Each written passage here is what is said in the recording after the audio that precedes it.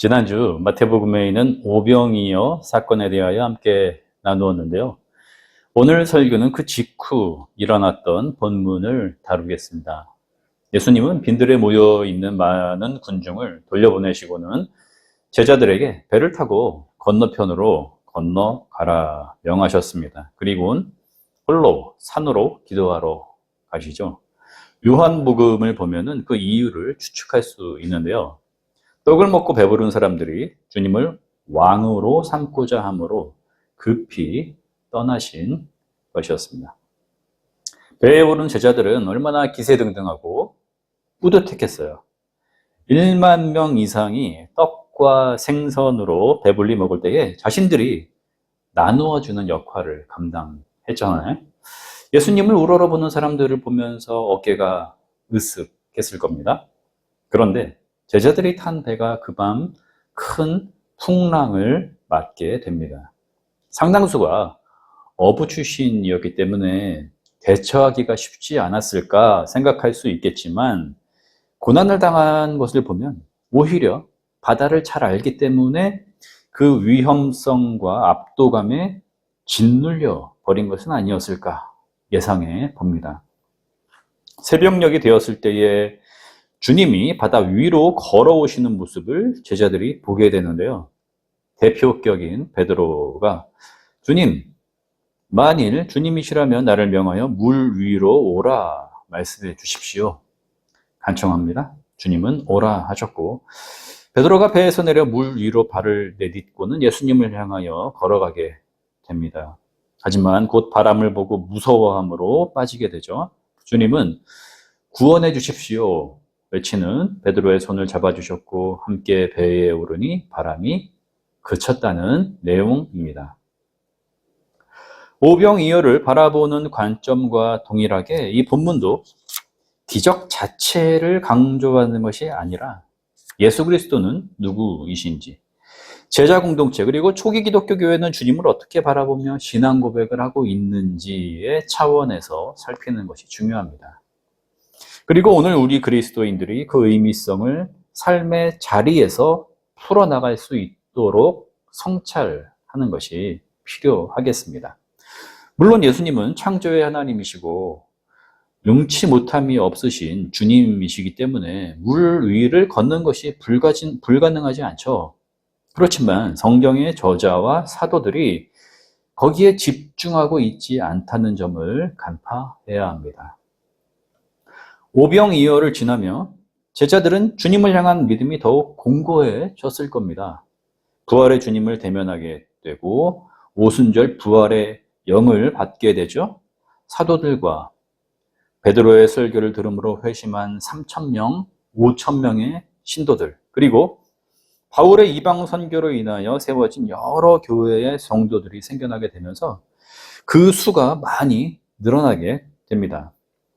사도행전을 보면은 날마다 모여서 말씀을 나누고 떡을 떼며 소유를 나누는 생활을 했음을 보여주고 있죠. 엄격하고 비정한 사회 계급과 질서를 넘어서는 형제애와 자매의 이웃사랑으로 하나님 나라를 살아가는 기쁨을 충만하게 누렸던 것으로 묘사가 됩니다. 하지만 그 시절이 녹록지가 않았습니다. 스데반의 순교와 핍박으로 인해서 예루살렘 교회의 성도들은 각지로 흩어지게 됩니다. 60년대 박해가 일어나면서 예루살렘 교회의 수장이었던 야고보, 사도들의 대표격이었던 베드로, 이방인의 사도였던 바울 모두 순교하게 되고요. 70년 성전이 파괴되고 나서는 바리새파를 중심으로 하는 유대 당국이 그리스도인들을 이단, 나사렛파로 지정하면서 박해하게 되고, 로마 제국도 더 이상 유대교라고 하는 합법 종교에 속하지 않게 된 초기 기독교 교회를 사회적으로 차별하거나 폭력을 행사하는 등 박해의 수위를 높여갑니다.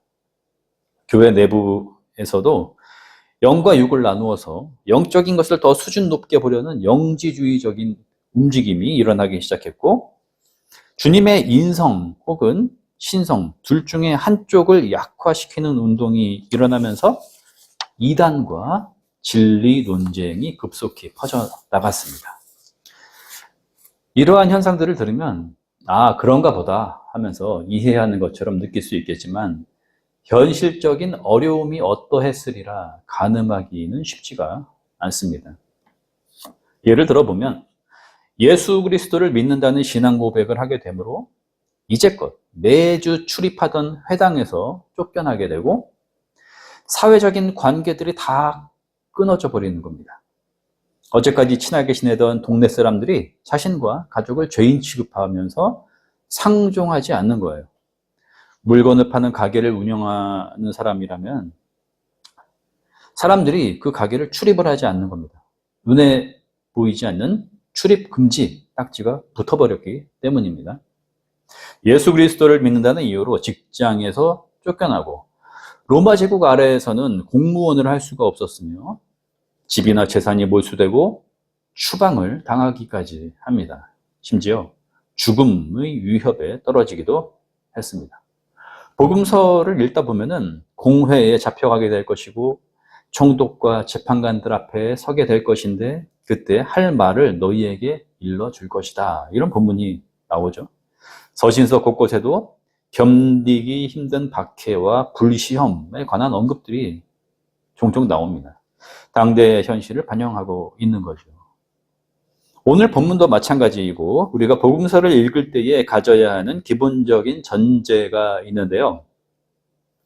제자들이 예수님과 함께 보낸 공생애의 기록, 그러니까 30년경이라고 할 수가 있겠죠. 이때의 시각 하나와 성경이 기록되던 초기 기독교 공동체의 시대, 마태복음으로 보자면 80년경이라고 할 수가 있을 겁니다.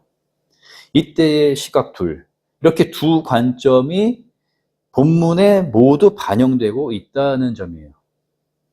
그러니까 50년의 간격이 있는 것인데 집필 당시 그 50년 전의 일을 회상하면서 주님의 말씀을 기억나게 하시고 풀어주시는 성령의 조명하심과 교통하심이 있는 거죠. 그렇게 신앙 고백의 형식으로 복음서가 진행되고 있다는 점을 염두에 두어야 합니다. 이 관점을 우리의 본문에 대입해 봅시다.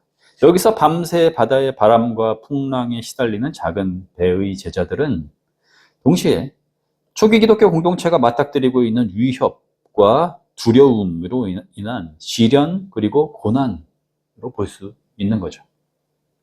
교회는 예수 그리스도를 향한 믿음과 주의 영이 이끄시는 능력으로 인하여 뜨거웠지만 동시에 어찌할 수 없을 만큼 감당하기 힘든 정도의 환난을 마주하고 있습니다. 거센 바람과 큰 풍랑이 있는 바다에 홀로 이리저리 흔들리는 조그만 배와 같은 운명이었던 겁니다. 여기서 바람과 암흑의 정체는 도무지 자신들의 의지로는 제어하기가 힘든 상대를, 대상을 일컫는 거겠죠. 믿음이 있다고 하지만, 공동체가 견고하다고 하지만 흔들릴 수밖에 없고 두려울 수밖에 없는 겁니다. 베드로의 행동이 주목되고 있습니다. 본문의 의미성을 두드러지게 만드는 역할을 하고 있어요. 그는 담대하게 배 밖으로 나아가서 주님을 향하여 걸어가려고 합니다. 놀라운 믿음이 아닐 수가 없죠. 그런데 주님의 말씀에 의지하여 나선 그 길 앞에 거센 바람이 일자 두려움으로 인하여 좌초되고 맙니다. 무서워서 주님을 향했던 시선을 놓쳐버렸기 때문이죠. 본문은 제자들의 이야기, 그리고 초기 기독교 공동체의 차원, 그 정황의 차원에서만 머무르지 않습니다. 오늘 우리 그리스도인들이 가지는 삶의 자리를 반영하고 있어요. 신앙인의 실존이 바로 믿음과 의심 사이라는 것이죠. 우리의 믿음은 베드로라는 이름이 가진 의미처럼 반석같이 견고할 것 같으면서도 어느 순간 거센 바람과 폭풍우 그리고 어두움으로 인해 움츠러들기 쉽습니다. 어느새 의심의 바다로 떨어져 버릴 수 있는 거죠. 교회에 열심히 다닌다고 해서, 예수님을 잘 믿는다고 해서 어려움과 환란이 피해간다고 생각할 수는 없는 거잖아요. 경제적인 어려움, 실직, 질병들과 같이 눈에 확연히 드러나는 고난이 아니더라도 우울증, 신앙에 대한 모호성과 회의감에 떨어지는 일, 교회 생활의 슬럼프, 이러한 것들을 경험하는 경우들이 있을 수 있습니다. 이럴 때에 그리스도인들은 어떻게 해야 할까요? 초기 기독교 공동체가 제자들의 반응과 주님의 이끄심에 오늘 본문을 보면서 아멘으로 신앙 고백하였듯이 오늘 우리도 본문을 통해 그 답을 찾아갈 수 있습니다. 주님은 31절 베드로를 향하여 이렇게 말씀하십니다. 믿음이 작은 자여 왜 의심하였느냐. 이렇게 바꾸어 말할 수 있겠죠. 너의 믿음이 정말 그것밖에 안 된단 말인가. 너는 어찌하여 나를 바라보던 그 눈빛을 거두고 금세 거센 바람 앞에서 두려움으로 가득 찬 눈으로 아래를 향하고 말았는가. 입니다. 베드로를 포함한 제자들은 믿음이 없는 것이 아니었어요. 믿음이 작은 자들이었습니다. 우리는 초기 기독교 교회가 오늘과는 비교도 되지 않을 만큼 대단한 믿음을 가졌을 거라고 상상하기 쉽습니다. 그렇지가 않아요. 우리와 크게 다르지 않습니다. 간혹 유명한 목사님, 대단해 보이는 신앙의 리더들을 보면은 나와는 질적으로 다른 차원의 사람들일 거라고 생각하기가 쉬운데요. 아닙니다. 바울이 스스로를 곤고한 자라고 칭했던 것처럼 누구나 믿음과 의심 사이에서 갈팡질팡하고 있으며 그리스도의 십자가라고 하는 방향성을 붙들면서 하루하루 걸어 나아가는 제자의 도상의 선자임을 자각하는 것이 중요합니다. 여기에는 예외가 없어요. 사건이 진정되기까지 나타나고 있는 제자 그리고 주님의 행동을 깊이 들여다봅시다. 바다에 빠져가는 베드로는 주님 구원해 주십시오 라고 큰 소리로 외칩니다. 이 반응이 중요해요. 방향 전환이죠. 회개와 회심이 가지는 가장 적절한 의미가 바로 방향 전환입니다. 오직 구원을 베푸시는 분은 하나님의 아들이신 예수 그리스도 뿐이십니다 라는 신앙 고백인 것이죠. 그리스도인에게 필요한 행동의 모범을 보여줍니다. 주님은 즉시 손을 내밀어 베드로를 붙잡아 주셨습니다.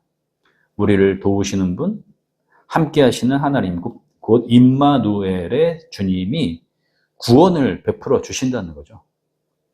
언제 어디서든 큰 위협과 두려움 가운데에서도 주님 우리를 긍휼히 여기소서 구원을 베푸소서 간청할 때에 응답하시는 주님이 되십니다. 이 두 차원이 기독교 신앙의 핵심입니다. 믿음과 의심 사이의 실존을 살아가는 제자가 평생 마음에 새겨야 하는 확고한 기준이 됩니다. 기독교인이라고 말을 하고 교회에도 나가지만 정체성이 모호한 이들이 적지 않은 것 같습니다. 신앙에 대해서 조금씩은 알고 있지만 철저히 기준은 나에게 맞춰져 있고 세상은 나를 중심으로 돌아간다라는 관점이 확고하기 때문에 예수 그리스도는 나에게 이해되고 해석되는 차원에 머물고 맙니다. 어떨 때는 참 좋으신 분, 따뜻하신 분, 나의 영혼을 천국에서 품어주시는 분처럼 느끼지만 어느 순간 자신이나 자신의 문제와는 아무런 상관이 없는 분으로 취급하는 거죠. 나의 어려움이나 두려움에는 어떠한 도움도 되지 않는다고 생각하며 제자들이 바다 위로 걸어오시는 주님을 보고서 유령인가 싶어 무서워서 소리를 질렀던 것처럼 예수님을 환상같이 여기는 겁니다. 어떤 사람들은 주님이 내게 오시는 것을, 내가 그분 앞에 선다는 것을 상상하기도 어려워하며 그 사실에 두려움을 느끼기까지 합니다. 그냥 내버려 두라는 거죠. 교회 생활은 내가 알아서 할 테니까 예수님은 아무것도 하지 말고 그냥 내가 설정한 간격 밖에 계시라는 겁니다. 모두 믿음이 작은 자들인 거죠. 그리고 의심하는 자들이 됩니다. 진실한 그리스도인은 제자는 어디로 향해야 하겠습니까? 주님의 손에 붙들려야 합니다. 그분을 신뢰함으로 전 존재를 맡겨야 합니다.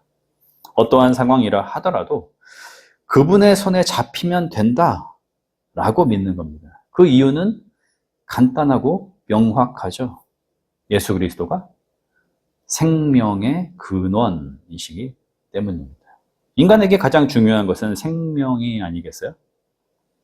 부활의 주님은 우리에게 생명을 주시는 분이시며 생명을 지키시고 보존하시는 분이십니다. 32절 배에 함께 오름에 바람이 그치는지라. 이 짧은 구절은 사건의 해결을 선언하고 있습니다. 믿음과 의심의 문제, 신앙과 현실적 어려움 사이에서 겪게 되는 고통, 삶과 죽음을 망라해 모든 위협 앞에서 유일한 해결이 되는 답은 오직 주님이 배에 오르시는 것. 이 점을 명확하게 전하고 있습니다. 초기 기독교 공동체가 붙들었던 신앙 고백이며 동시에 오늘의 그리스도인들이 붙들어야 하는 신앙 고백이 되어야 하겠습니다. 본문 마지막 절인 33절을 놓치고 싶지 않은 마음에 이 부분을 언급하는 것으로서 설교를 마무리하려고 합니다. 배에 있는 사람들이 예수께 절하며 이르되 진실로 하나님의 아들이로소이다 하더라. 제자들이 주님께 절을 했다는 것이고 주님이 곧 하나님이심을 고백하면서 찬미했다는 거죠. 바른 신앙이란 무엇일까요? 예수 그리스도 앞에 절하는 것입니다. 이 부분을 깊이 생각해 보십시오. 내가 진정 그리하고 있는가? 현대인들은 그 누구에게도 절을 하려고 하지 않습니다. 주님 앞에 절하고 예수 그리스도는 나의 하나님, 나의 생명의 근원, 삶을 이끄시는 구주가 되십니다. 고백하는 것이죠. 오늘 우리의 삶이 오직 예수 그리스도를 통해 선물로 받은 은총임을 알아 감사할 줄 아는 것. 그분으로 인하여 일상을 소중히 여기며 기쁘게 살아가는 것. 그리스도인이 누리는 축복이며 특권입니다. 모든 지각에 뛰어난 하나님의 평화가 그리스도 예수 안에서 우리의 마음과 생각을 지키실 것입니다. 아멘.